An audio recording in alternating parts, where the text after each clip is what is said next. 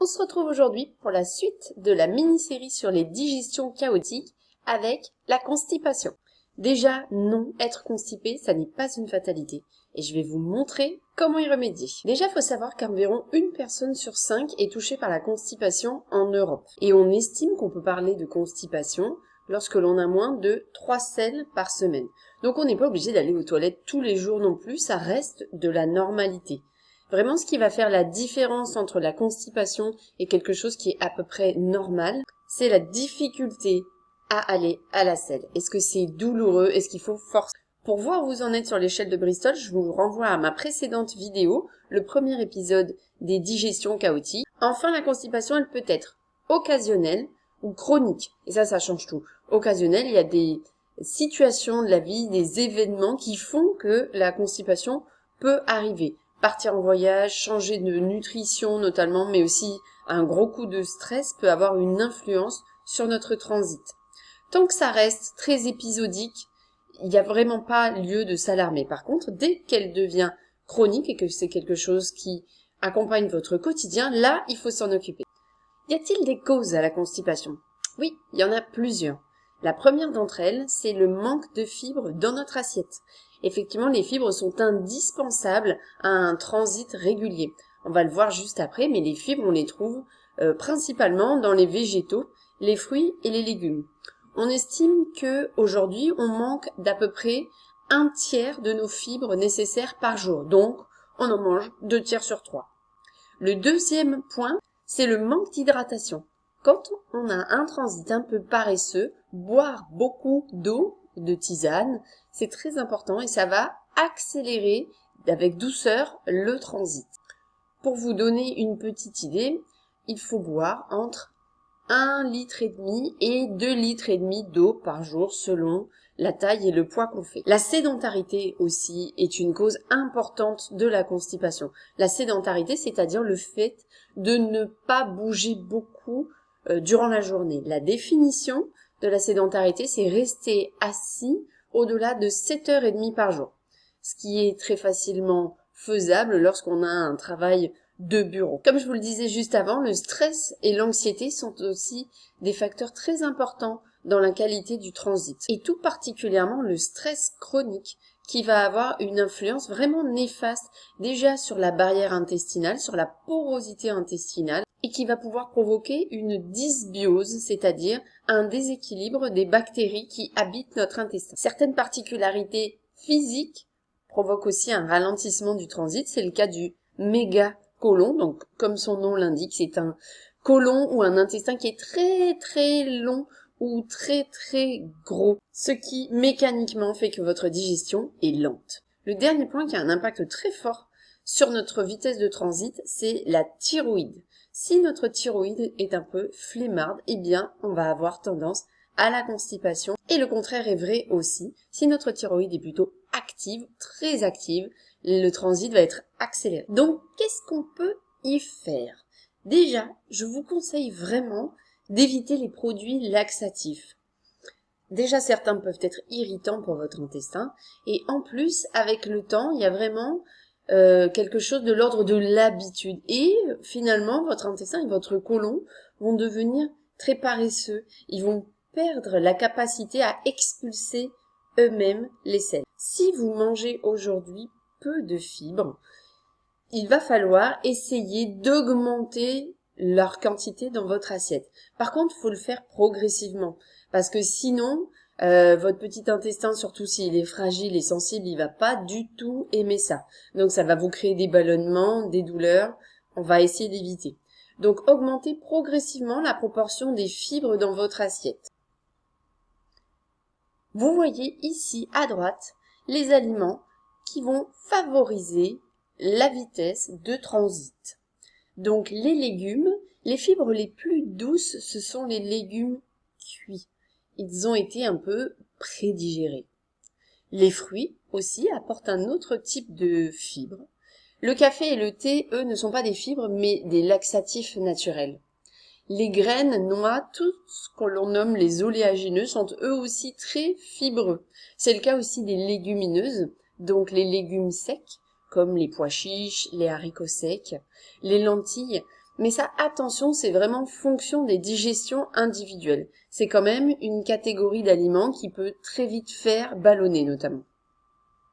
Les céréales complètes, c'est-à-dire les farines complètes, le pain complet, les pâtes complètes ou le riz complet. Le fait que les céréales soient complètes, on a conservé toute l'enveloppe du grain. Cette enveloppe, c'est vraiment la partie fibreuse des céréales. Lorsqu'on mange des produits blancs, des produits raffinés, finalement, il n'y a quasiment plus aucune fibre dedans.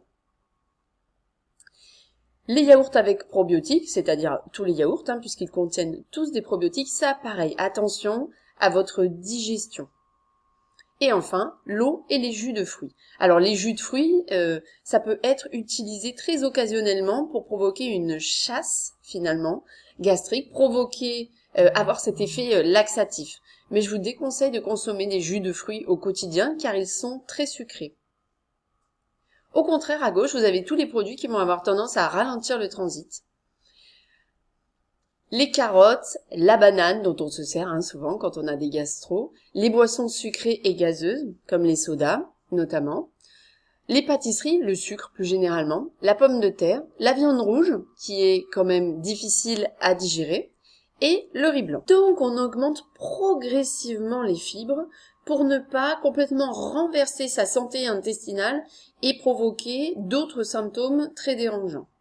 Le deuxième point, évidemment, c'est la consommation d'eau, l'hydratation. Donc, vous vous souvenez, minimum 1,5 litre d'eau par jour, et ça peut monter jusqu'à 2 litres, 2,5 litres, surtout par exemple si on pratique un sport ou si on est en été.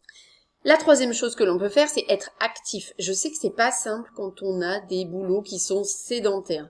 Mais idéalement, il faudrait se contraindre à se lever toutes les heures et demie, sans aller faire un marathon, mais faire un petit tour, soit dans son bureau, ou descendre en bas de l'immeuble, faire quelques étirements, même sur sa chaise, ça ne peut être que bénéfique. Mais si on peut se lever, ça permet à notre corps de se déplier, et donc le côlon et l'intestin reprennent leur forme initiale.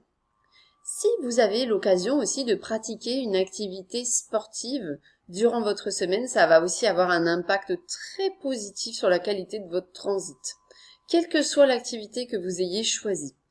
Certaines ont particulièrement un effet de massage sur l'intestin, ça peut être le cas du yoga et de toutes les techniques qui font appel à la respiration. J'y pense, je ne vous l'ai pas dit, mais pour l'hydratation, un bon repère, c'est la couleur de votre urine. Au plus votre urine est foncée, c'est-à-dire au plus elle tire sur le orange, au moins vous êtes hydraté.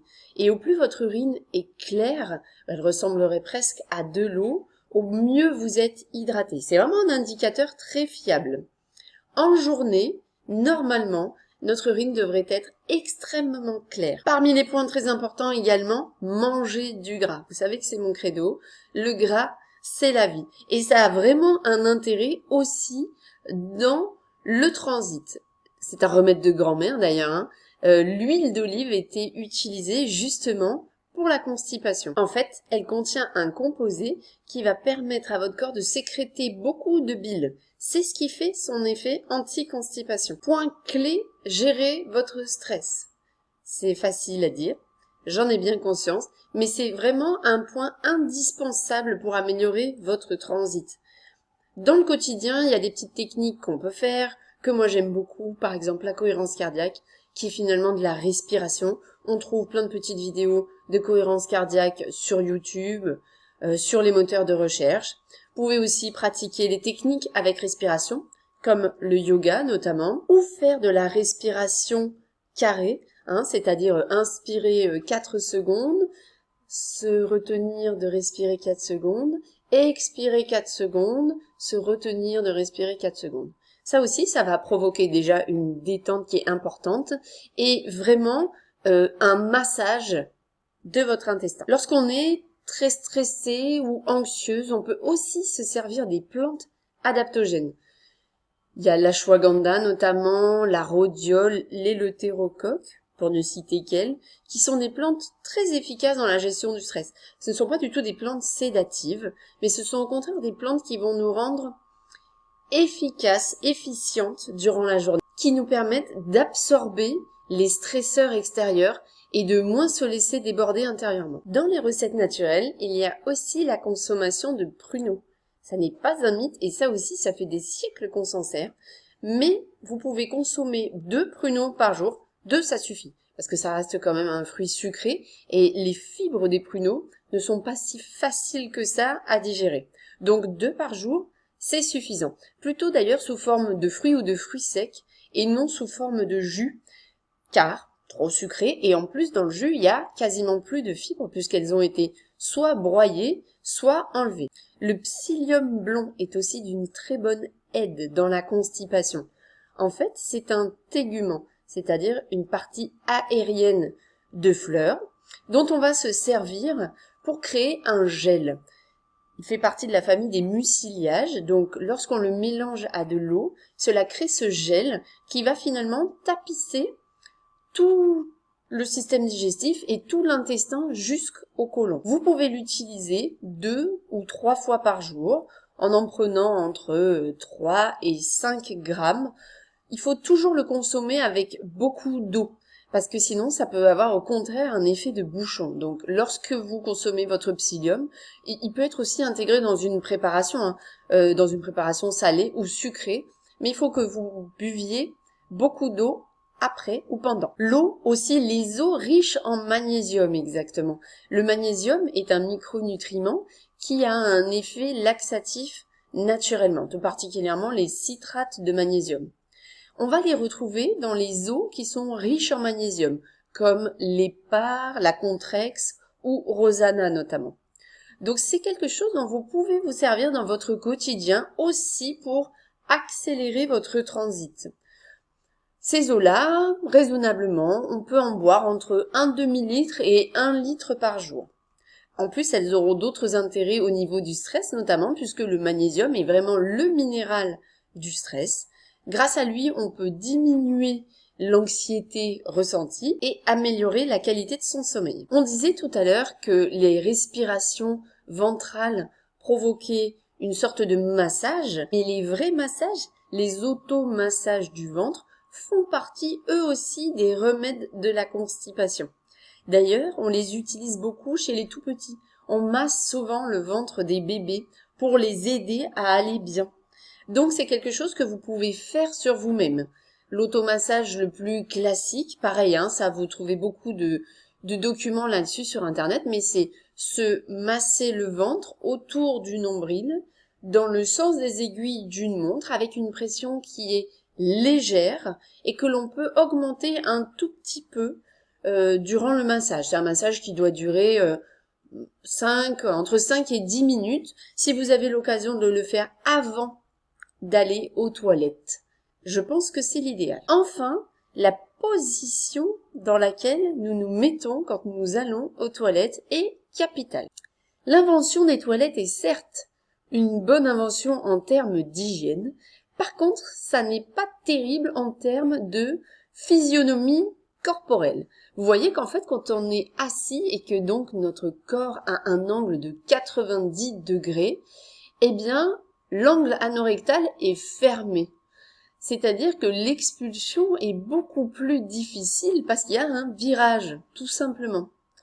Alors que quand l'angle est plus fermé, c'est-à-dire qu'il est aux alentours des 35 degrés, l'angle entre notre buste et nos cuisses, eh bien, le côlon et la fin de l'intestin font une ligne droite, ce qui est beaucoup plus naturel et beaucoup plus simple. Au fond, cette dernière position est la plus naturelle, celle dont nos ancêtres se servaient. Donc aujourd'hui, bien sûr qu'on ne va pas aller faire nos besoins dans la forêt, mais on peut peut-être s'acheter un petit tabouret ou se servir d'une poubelle qui serait dans les toilettes pour mettre sous nos pieds et ainsi réduire l'angle entre nos jambes et notre buste. Voilà pour les petits conseils naturels du jour. Donc si on récapitule, pour accélérer son transit et donc lutter contre la constipation, il faut augmenter les fibres dans notre assiette, progressivement en se servant, si possible, des fibres les plus douces. Il faut également augmenter son hydratation Et le meilleur indicateur, c'est la couleur de votre urine. Le jeu, c'est qu'elle soit la plus claire possible. Faut aussi lutter contre la sédentarité. Même si on a des boulots, on est beaucoup assis, il faut essayer de se lever, de s'étirer, de marcher un petit peu. Faut aussi lutter contre son stress et contre l'anxiété, même si ça c'est un gros morceau, un gros chapitre. Faut pas hésiter dans son quotidien à utiliser les petites techniques qui sont rapides et faciles d'accès, comme notamment la cohérence cardiaque ou la respiration carrée. Dans la nutrition, on va aussi mettre en avant le gras, l'huile d'olive notamment, mais ça fonctionne aussi avec les autres matières grasses. Il faut vraiment consommer du gras tous les jours et en quantité suffisante. Les pruneaux, remède de grand-mère, 2 par jour maximum, mais aussi le psyllium blond ajouté à beaucoup d'eau, les os riches en magnésium, les automassages du ventre et enfin, changez votre position sur les toilettes. Tout ça est assez important parce que finalement être constipé, ça provoque déjà une gêne dans notre quotidien, ça provoque des ballonnements, une irritation de l'intestin et ça empêche notre corps d'éliminer les toxines. Donc à distance, ça peut avoir des conséquences qui sont plus importantes. C'est tout pour aujourd'hui. On se retrouve très vite pour la suite de cette mini-série. Si vous avez aimé ce contenu, n'hésitez pas à liker, à vous abonner. À la semaine prochaine!